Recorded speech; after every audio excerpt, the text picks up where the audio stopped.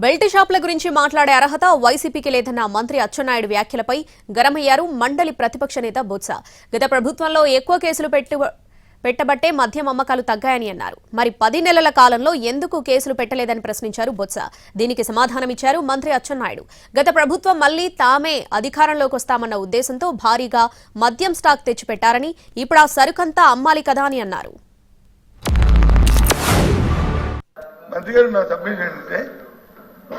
మీరు చెప్పిన సమాధానంలో మీరు కొత్త బ్రాండ్లు పెట్టి వాళ్ళ నుంచి ప్యూరిస్ దగ్గర తీసుకొచ్చారా? ఆ బ్రాండ్లు ఏమైనా తగ్గించారా? ఆ బ్రాండ్లు ఏమైనా బ్యాన్ చేశారా? ఏంటి ఆ బ్రాండ్లు ఏమైనా బ్యాన్ చేశారా? లేదు. ఇంకా మీరు వచ్చి అది ఆదాయం పెరగడానికి మీరు చెప్పిన విషయమే ఆదాయం పెరగడానికి ఏది ఇవన్నీ కూడా చేశారు. అంతకుముందు చేశారు. కాబట్టి ఈ సంవత్సరంలో మా సభ్యులు అడిగారు, ఎన్ని కేసులు పెట్టారు, ఎన్ని కేసులు పెట్టారు, ఎంతమంది చేశారు, వారిని తీసుకున్న చర్యలు ఏంటి, ప్రభుత్వం చర్యలు చెప్పండి అధ్యక్ష, వింటాము, పర్వాలేదు.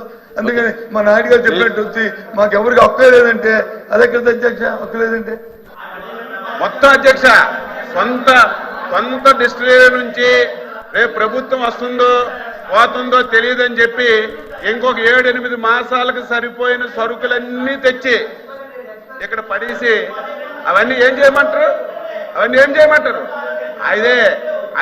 అవి కంప్లీట్ అయిన వరకు అన్ని బ్రాండ్స్ ఉన్నాయి అధ్యక్ష. ఇప్పుడు బ్రాండ్స్ అన్ని ఇక్కడ ఉన్నాయి. ప్రతిపక్ష సభ్యులు చెప్పినట్టుగా అధ్యక్ష, ఈ రాష్ట్రంలో అక్కడక్కడ పత్రికల్లో వస్తుంది, టీవీల్లో వస్తుంది, చాలా మంది మా దృష్టికి తెస్తున్నారు ఇలా జరుగుతుందని. మీలా పేపర్లు వస్తే పక్కన పడేయడం లేదు. చిన్న అక్షరం పేపర్లో పలానా దగ్గర చిన్న ఏలం వేశారు, పలానా దగ్గర ఒక బాటిల్ అమ్మారు, మాకు దృష్టికి వస్తే ఇమీడియట్ గా అధ్యక్ష, ఇమీడియట్ గా పలానా జిల్లా పలానా మండలంలో ఇలాగ పేపర్లో వచ్చింది, రైటో రాంగో చూడండి, తప్పుంటే కేసులు పెట్టండి, ఆ బాటిల్ నెంబర్ చూడండి, ఆ బాటిల్ ఏ షాపు నుంచి తెచ్చారో చూడండి, అవసరమైతే వాళ్ళకి ఫైన్ వేయండి, 1-2 సార్లు వినుకోకపోతే షాపు లైసెన్స్ కూడా రద్దు చేయండి అని ముఖ్యమంత్రి గారు స్పష్టంగా అధ్యక్ష, ఎక్కడా దాపరికం లేదు, ఎక్కడా బెల్ట్ షాపులు ఉండడానికి వీలు లేదు అని ముఖ్యమంత్రి గారు పదే చెప్పి దాన్ని అరికట్టాలని ప్రయత్నం చేస్తున్నారు.